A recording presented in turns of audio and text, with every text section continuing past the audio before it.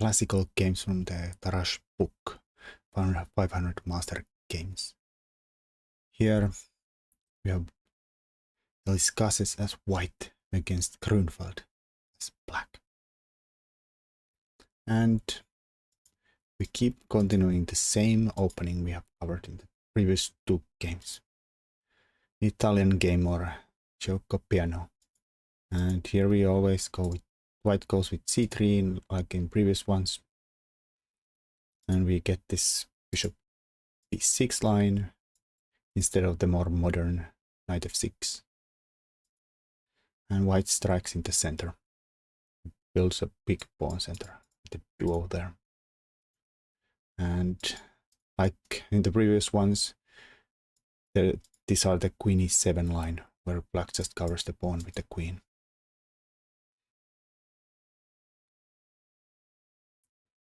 And we continue with the same way, but here we get sidetracked with the d5.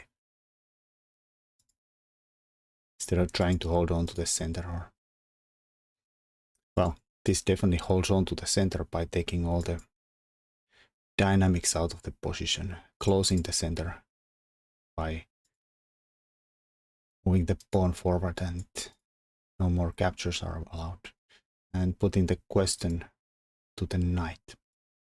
Here, for instance, in the game, knight went here on b8. Here, for instance, the knight d8, you always have to consider where are you gonna put the knight in the future.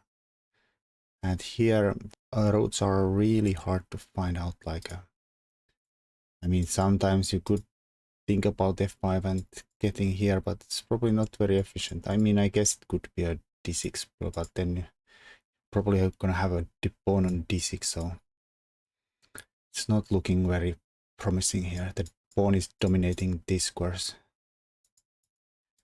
so it doesn't look good. And of course here, knight a5, blank knight. It's not very efficient, but here it's also just going to die after b4. You have no time to make a square for it somewhere. I mean, c6, b4, takes, e4, takes. No, not only is the bishop attacked twice, also, but let's say you could take and say there is a fork going on here, but the problems probably lie on the fact that your queen and the king are always on the e file. Seems to be a kind of common theme in this, and probably why the queen e7 line has faded out mostly. So here black went backwards. White, it goes where it came from the first place, but here you can see that after d6 you can find a more promising future for the knight. Play d6, you open the bishop up, but also free the squares for the knight to jump into a hopefully much more promising squares. Alright, well, the d pawn definitely is hanging now, so white just defended it. And it's not like in the previous game where we got off the diagonal, because here you already have a pawn on d5. Alright, let's look at first. There is also promising or interesting continuation d6. Kind of going for a kind of a positional bind. Kind of playing against this. Okay, the knight just gets this square back, but the bishop on the other hand is a little limited, and there is a doubled backwards pawn. Bishop d5, which would be taken care of here if takes, but then you could probably find it very hard for the bishop to find a future here. But maybe it's definitely risky, and you could drop this back here and the bishop could come here or here with pressure on possible c4s. But again, the knight could think about somewhere, but it's definitely a very interesting way to play. but very risky on the other hand too. Not only do we sack a pawn as white, but also keep back the bishop there, which isn't really much at the moment. This looks ridiculous, but it's not like white has anything forcing here either, so black has definitely ways to maneuver them out.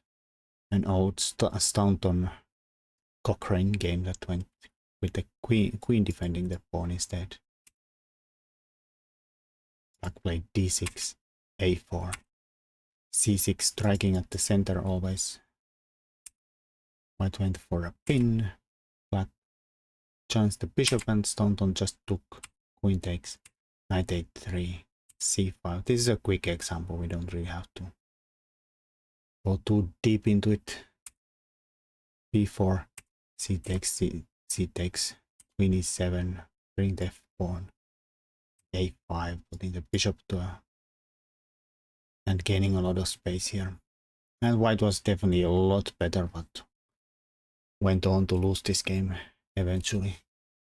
I feel like it's often a case, sometimes a little too often the case in this, where the engine gives white a bigger plus than maybe sometimes practically is justified in a human games. Engines tends to play really well with a lot of space. Well, here I don't know if it's the case, since the white has things under control at the moment quite well. But f5, and you could see starting to unravel a little bit. Well, probably castles first, of course. Not drop a pawn. Well, I don't know if white could even take it. Say they'd make a non-move because of the pins. And now since the queen is pinned, the pins are not gonna work on here. Anyways, we got sidetracked badly there. In our game, Eliskases chose bishop d3. Black played d6 and knight bd2, reinforcing here and thinking about going for the bishop, which is definitely a major asset for black. And black agrees and plays a6 just to have a square there to drop back into. White went after the bishop anyways, mainly also to free the bishop, or maybe thinks about d3 at some point, possibly. Well, in the game, white played a4, gaining space, and black castled. All normal moves. White continued with his plan of expanding on the queen side, going for some kind of a full board bind, where he's trying to control everything. Here probably black should have gone with the, again, c6, striking at the center, and something like d takes, knight takes, bishop g5, bishop e6 could have looked a lot better for black. White has, there's the backwards pawn there, but white has also his pawn, backwards pawn there. Here, for instance, maybe if we, for instance, white try to be greedy, might run into some kind of a problems with this. Maybe even bishop coming here. Say knight runs away, take, double on here and drop the bishop here and bang bang.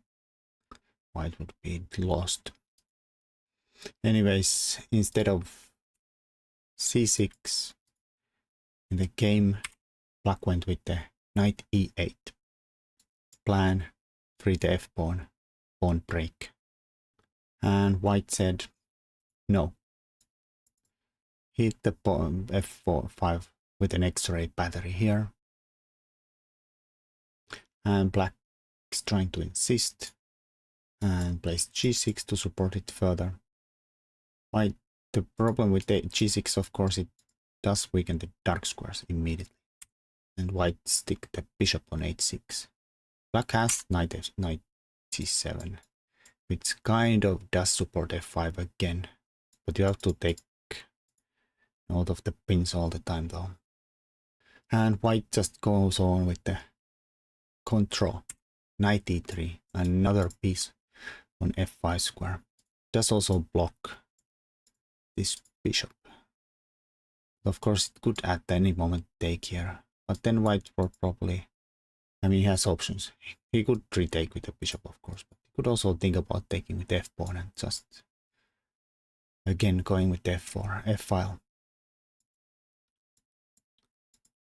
You could see a lot of pressure coming up there with the doubling up and maybe well-timed knight g5s. So instead of f5, black tried f6. Freeing this square for the rook to get out of the pin, and hopefully maybe think about f5 later on. Rook a e1, rook f7.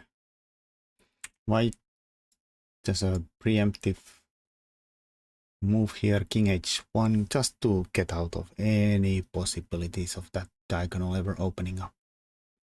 And black keeps on developing. He's definitely cramped for space.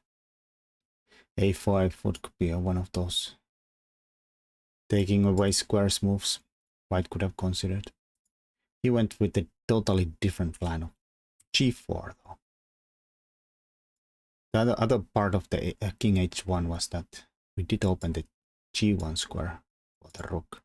Not only sidestepping this here was not maybe a relevant factor. Going for some kind of a rook g1 and maybe a knight sack there.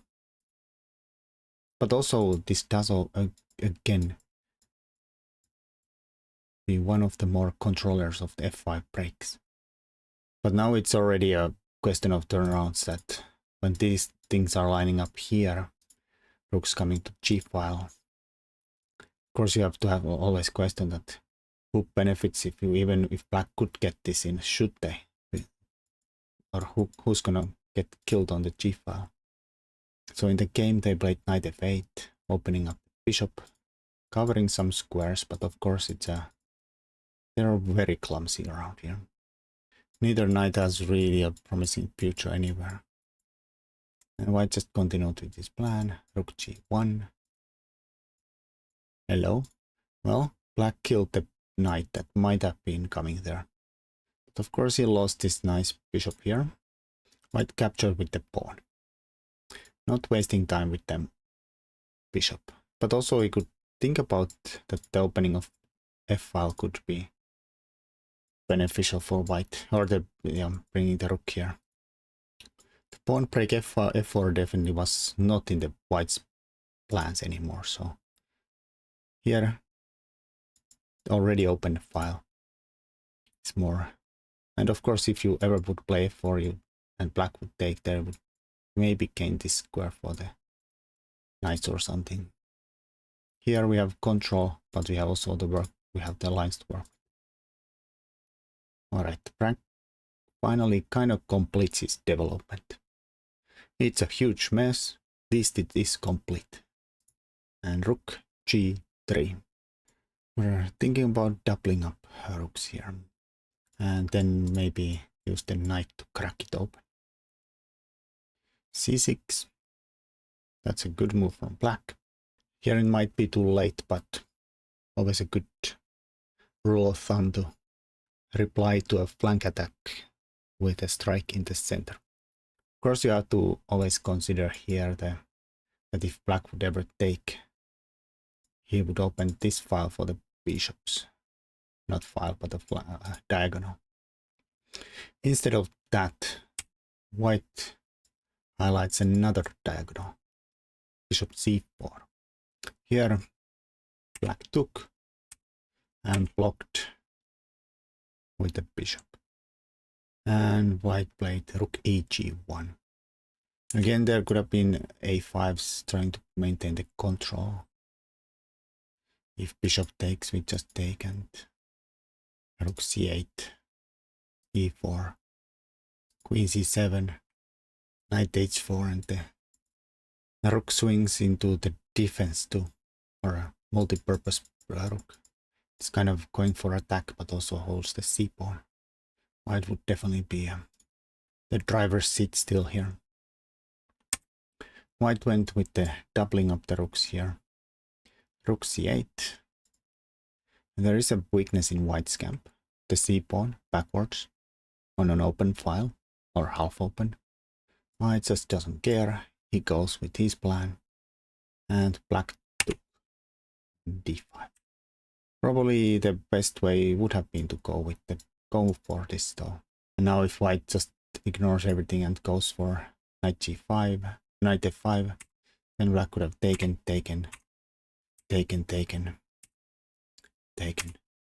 queen e2, queen f3, and sample line, for instance, would have been chop, chop, chop, chop. King tucks himself into e7, and rook f8, just in time to hold everything together. Would have been around equal, but of course this is a computer line but it's not so unnatural in my opinion. This black needs some kind of a target. So miserable just holding on. And this is natural. Instead, this is not hopeless yet, but now there is always the e4. And the rook defends the big pawn here. Black played rook c7. If queen c7, yeah, e4. Now you already have things much better under control with the white pieces here. The game, black played rook c7. Kind of over defending this g7 spot. This becomes relevant immediately after knight sacks on f5. And black takes and white takes. This is the point of white's plan. Alright, now there is straight up threat, so queen has to get out of the way, so the rook defends this instead of queen. Here, defending, but then after queen g2, well, you still have enough defenders when the queen comes here, but there's a problem with this. That you don't want to get your queen and the king lined up like this. Because now we don't take, but sidestep it. Queen, bang. Alright, well, black has to give up the pawn, or the piece back. Knight g6, only way to avoid the queen. Also queen. And again, you couldn't take it since we have taken with the rook and you lose the queen. Black tries to keep it closed. h5 we would have just come here and hit the pawn immediately, so h6 is a little sturdier. Queen jumps to f5. Here grabbing the pawn runs into a queen e6, queen e8, g6, and queen f g6 mate, for instance.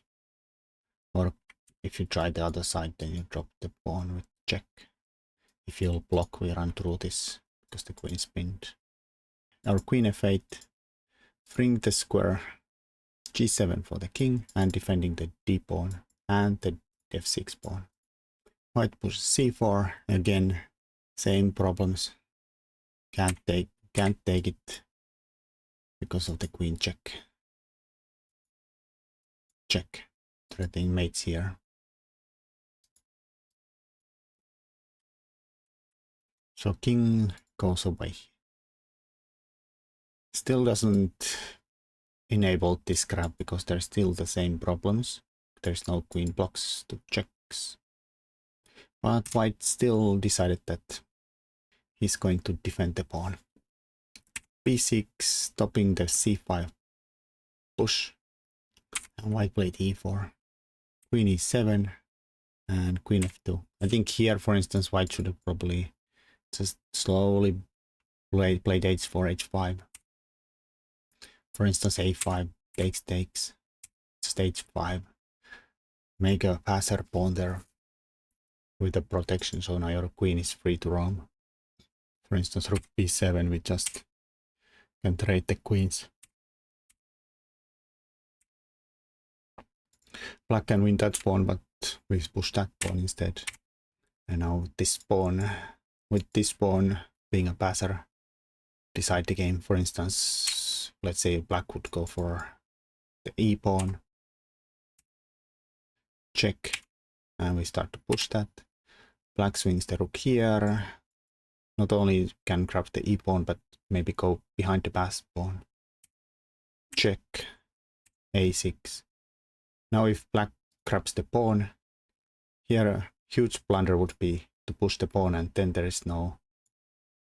The black swings the rook after the pawn, and then there is no rook a h8 or anything to grab the pawn, because we just take it and the rook controls the promotion squares. Instead of just if they grab here, then this is an easy win, because you have the check, forcing black to back rank, and then you push a7, defend it, and you threaten to check and promote. There's nothing except a bunch of spy checks black can do, but the king is gonna zig and zag and get out of those. Completely hopeless. So here instead, black can't be greedy with the takes, but still not gonna work out, since the white can still improve the king very well. Main point is that now things like this start to come up. It's not completely locked up, so a7 would not throw away the win, but maybe easier is just to bring the king anyways here. Black's just gonna run out of moves. Well, probably it's the very same-ish. Say here. The problem is that you can't really contain it, because you always have to keep the rook under the pawn. We bring on check. I mean, it's just much easier probably with the giving the check option open without pushing the a7. Pick up this threaten mates. Can grab this too, but everything is completely winning now. Now we have 3 passed pawns. Anyways, the game finishes in a... Oh, sorry, yeah. I mean, game finishes kind of in the same style, highlighting the same problems. Just that the pawn is not... Well, white defends it later on. It is same thing. b3, we just grab it. Threaten take here. Okay, now this would be a huge problem, because black threatened these forks here, and the queen is stuck guarding the rook, so we can't get out of the perpetual in a way. Can probably grab that too. Anyways, no reason to go for any nonsense. After we have defended the pawn, can always bully black with queen trades, and they're all rook and games are winning in this. Queen e7, we keep on bullying the queen. Alright, let's trade. I can even weaken the... give you the e-pawn this way. Black says no, but white can keep on. I can even give up the g-pawn. Take it. And then rook a7.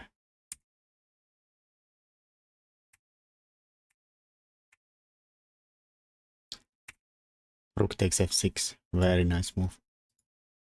Highlighting the fact that king has to keep this pawn. Defend it. This is very cute finish. d6. Rook takes e4. There's probably a lot of ways to win this, but d7 is really cute finish. Rook d4. Looks like white made a big boo-boo here. How can you stop this now? Or defend it? But white highlights how. He's gonna give up the another pawn too. Now both his passers are attacked, but he has still a third one here. Now if you take here, we're gonna give a check. You take here, we're gonna give a check. Take the rook, and notice this is the square, so can't catch the pawn. Just gonna walk home. After rook h6, black took this way instead, and white just played rook h8, again threatening promotions. And here Grünfeld had enough and resigned. But the point is that if you take, we go to the same line. And this is not catchable.